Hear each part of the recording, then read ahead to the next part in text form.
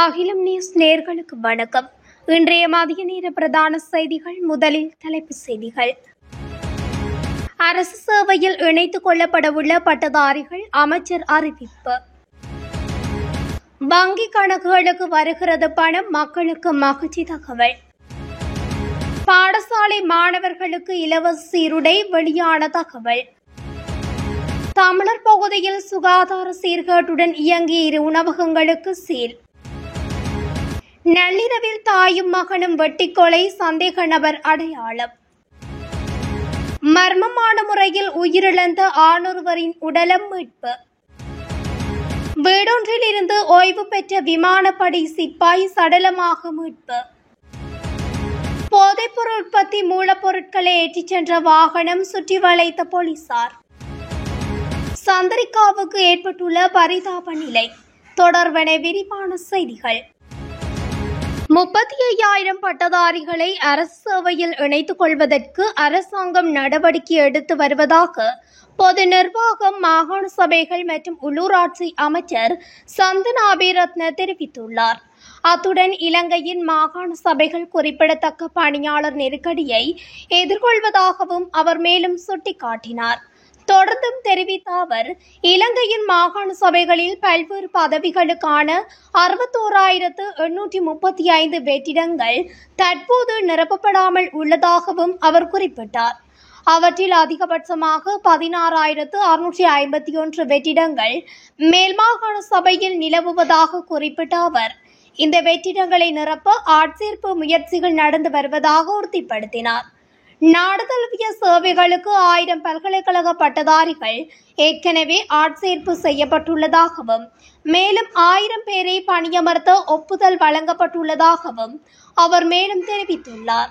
அரசு துறையை வலுப்படுத்தும் ஒரு பரந்த நடவடிக்கையாகவே 35,000 பட்டதாரிகளை அரசு சேவையில் இணைத்துக் கொள்வதற்கு அரசாங்கம் நடவடிக்கை எடுத்து வருகிறது என குறிப்பிட்டுள்ளார்.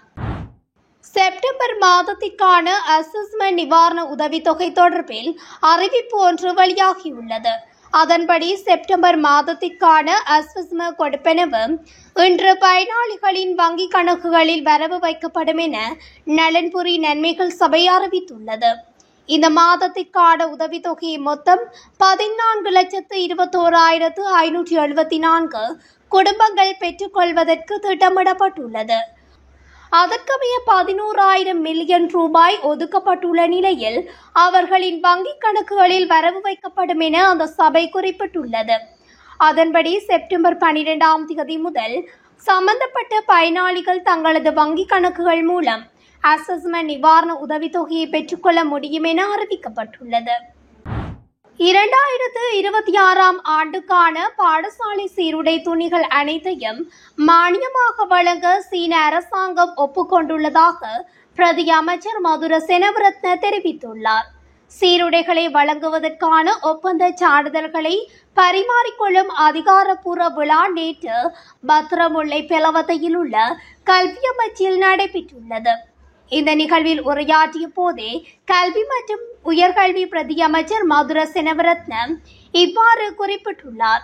அவர் மேலும் உரையாற்றுகையில், 2025ஆம் ஆண்டுக்காக சீனா இலங்கைக்கு 5.17 பில்லியன் மதிப்பிலான 11.82 மில்லியன் மீட்டர் சீருடை துணியை நன்கொடையாக வழங்கி 4.6 மில்லியனுக்கு மேற்பட்ட மாணவர்களுக்கு பயனளித்துள்ளது.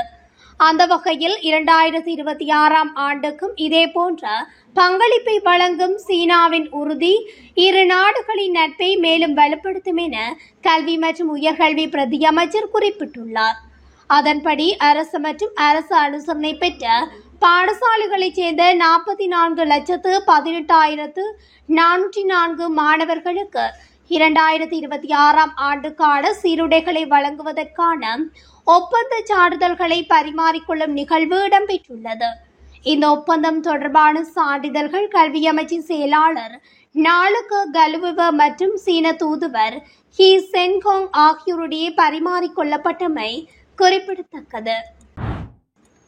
கிளிநொச்சி முழங்காவில் பொது சுகாதார பரிசோதகர் பிரிவுக்குட்பட்ட நாச்சிக்குடா பகுதியில் சுகாதார சீர்கேட்டுடன் இயங்கி வந்த இரு உணவகங்களுக்கும் 65,000 ரூபாய் தண்டப்பணம் விதிக்கப்பட்டதுடன் 2 உணவகமும் நேற்றிலிருந்து தற்காலிகமாக மூடப்பட்டுள்ளது.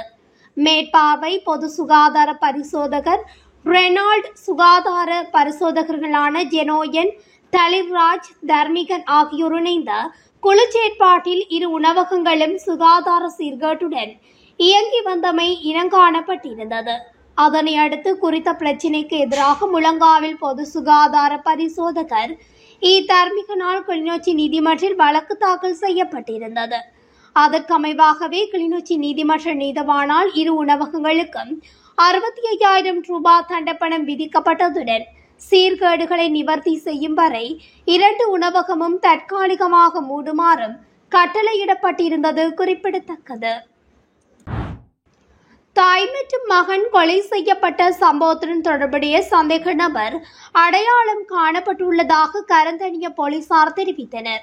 கரந்தணிய போலீஸ் பிரிவின் கபுளகொட பகுதியில் நேற்று ஒரு பெண்ணும் ஆணும் கூறிய ஆயுதத்தால் தாக்கப்பட்டு கொலை செய்யப்பட்டுள்ளனர். உயிரிழந்தவர்கள் கொட்டவெல கரந்தணிய பகுதியைச் சேர்ந்த 74 மற்றும் 25 வயதுடைய தாயும் மகனும் என போலீசார் தெரிவித்தனர். சடலங்கள் எல்பிட்டிய வைத்தியசாலை பிரேத அறையில் வைக்கப்பட்டுள்ளது. கொலை செய்ததாக சந்தேகிக்கப்படும் 43 வயது சந்தேக நபர் கொலை செய்யப்பட்டவர்களின் வீட்டிற்கு அருகிலுள்ள ஒரு வீட்டில் வசிப்பவர் என தெரிய வருகிறது. எனினும் கொலைக்கான காரணம் இன்னும் தெரிய வரவில்லை. சந்தேக நபரை கைது செய்வதற்காக கரந்தணிய போலீசார் மேலதிக விசாரணைகளை மேற்கொண்டு வருகின்றனர். தப்புதேகமவில் உள்ள ஒரு வீட்டில் இருந்து நேற்று சந்தேகத்துக்கிடமான ஆணொருவரின் உடலம் கண்டெடுக்கப்பட்டது. உயிரிழந்தவர் 49 வயதுடையவர் என காவல்துறையினர் தெரிவித்தனர். குறித்த நபர் அவரது மனைவியை பிரிந்து வசிப்பதாகவும் அவருக்கு 21 வயது மகள் இருப்பதாகவும் தெரிவிக்கப்படுகின்றது. சம்பவம் தொடர்பான மேலதிக விசாரணைகளை தப்புதேகம காவல்துறையினர் மேற்கொண்டு வருகின்றனர். ஓய்வு பெற்ற விமானப்படை சிப்பாய் ஒருவர் சந்தேகத்துக்கிடமான முறையில் உயிரிழந்துள்ளதாக போலீசார் தெரிவித்தனர். மேற்படி நபர் அனுராதபுரம் தபுதேகம பகுதியில் உள்ள வீடொன்றிலிருந்து நேற்று முன்தினம் சடலமாக மீட்கப்பட்டுள்ளார். அனுராதபுரம் ராஜாங்கடை பகுதியைச் சேர்ந்த 49 வயதுடைய நபரே சடலமாக மீட்கப்பட்டுள்ளார். இவர் தனது மனைவி மற்றும் பிள்ளைகளிடமிருந்து பிரிந்து தனியாக வாழ்ந்து வந்தவர் என்றும் தெரிய வருகிறது. உயிரிழந்த ஓய்வு பெற்ற விமானப்படை சிப்பாய்க்கும் உறவினர் ஒருவருக்கும் இடையில் நீண்ட காலமாக தகராறு ஏற்பட்டு வந்துள்ளது. அவரது மனைவி போலீஸ் விசாரணையின் போது இதனை தெரிவித்துள்ளார். அவர் உயிரிழந்து நீண்ட நாட்கள் ஆகியுள்ளதால் சடலம் உருக்குலைந்த நிலையில் காணப்படுகிறது என்று போலீசார் தெரிவித்தனர். சடலம் தபுதேகம வைத்தியசாலையில் ஒப்படைக்கப்பட்டுள்ளது. ஐஸ் போதைப் பொருள் உற்பத்திக்கு பயன்படுத்தப்படும் 7,000 கிலோ மூலப்பொருட்களை கந்தானை பகுதிக்கு கொண்டு செல்லப்பட்டதாக சந்தேகிக்கப்படும் டிப்பர் வாகனத்தின் உரிமையாளர் கைது செய்யப்பட்டுள்ளதாக தெரிவிக்கப்படுகிறது. குறித்த நடவடிக்கை நேற்றைய தினம் இடம்பெற்றுள்ளது.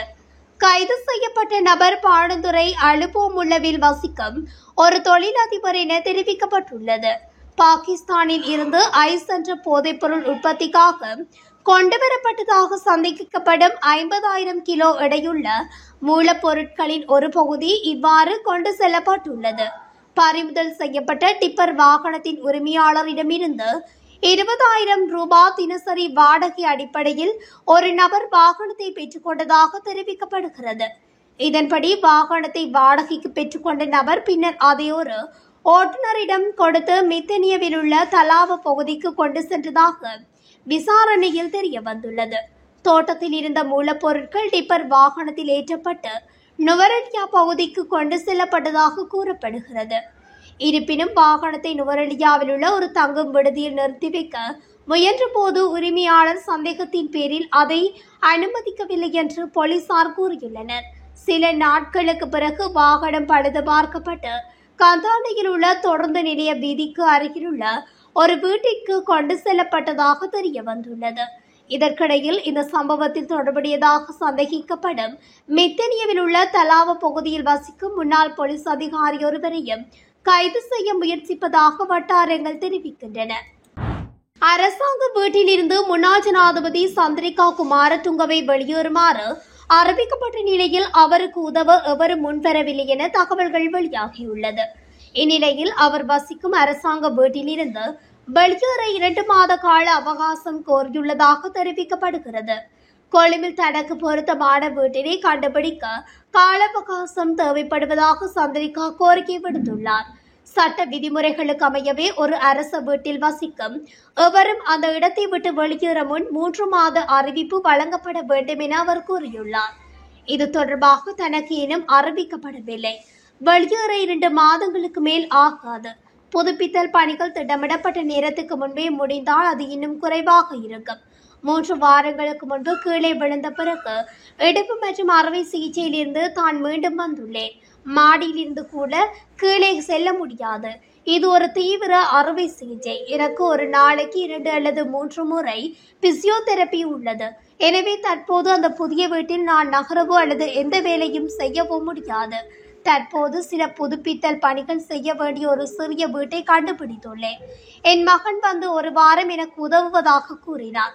புதிய சட்டம் இயற்றப்படும் வரை அரசாங்கத்தால் நிர்ணயிக்கப்பட்ட வாடகையை செலுத்தி தனது வாழ்நாள் முழுவதும் தற்போதைய இடத்தில் வாழ அனுமதி கேட்டு ஜனாதிபதி அனுரகுமார திசாநாயக்கு கடிதம் எழுதினேன்.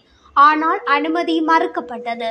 வயதான காலத்தில் வெளியேறுவது கடினமாக உள்ளது என சந்திரிகா தெரிவித்துள்ளார். இத்துடன் அகிலம் நியூஸின் இன்றைய மதிய நேர பிரதான செய்திகள் நிறைவடைகின்றன. தொடர்ச்சியாக செய்திகளை அறிந்து கொள்ள அகிலம் நியூஸ் ஊடகத்துடன் இணைந்திருங்கள். நன்றி, வணக்கம். அகிலம், மாற்றத்திற்கான மக்கள் குரல். இந்த வீடியோ பிடிச்சிருந்தா லைக் பண்ணுங்க, கமெண்ட் பண்ணுங்க, ஷேர் பண்ணுங்க. மறக்காம கீழே இருக்க பெல் ஐகானை கிளிக் பண்ணுங்க.